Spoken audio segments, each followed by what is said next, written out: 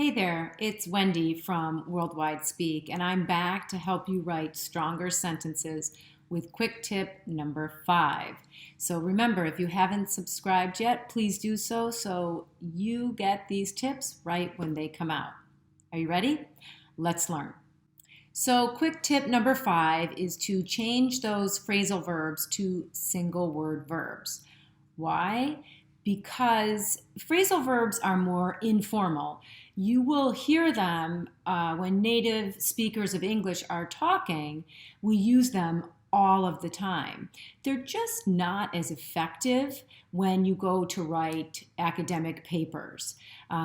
They're less precise, and their meaning can change with the context of what you're writing, so it could lead to confusion. Why don't we take a look at a sentence that has a phrasal verb in it, and let me show you how to change it to a single word verb that's much more precise and has a more exact meaning.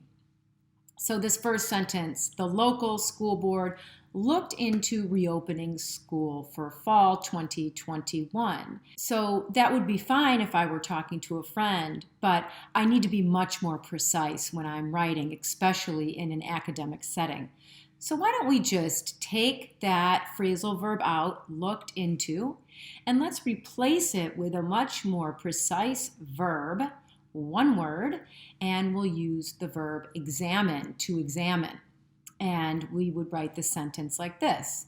The local school board examined reopening schools for fall 2021. So there your sentence is stronger, it's more precise, and again, it's less wordy. We got rid of one extra word we didn't need. Let's take a look at another example so we can really understand this idea of taking phrasal verbs out and putting single word verbs in. So what if we had a sentence like this? When the student enrolled for the semester, the registrar needed to look up her address. Well, if we're in an academic setting and we're writing, we want to be more precise and more exact, as I stated previously. So we're going to take that phrasal verb to look up, we're going to take that out, and we're going to put a single word verb, a more academic word, in there, and we're going to use the verb to verify. So when the student enrolled for the semester, the registrar needed to verify her address. As you can see there, the second sentence, where I use the single word verb verify, is stronger and much more exact, so your reader knows completely the idea you're trying to convey in your writing. Let's take a look at one more example to make sure that you really understand this, okay?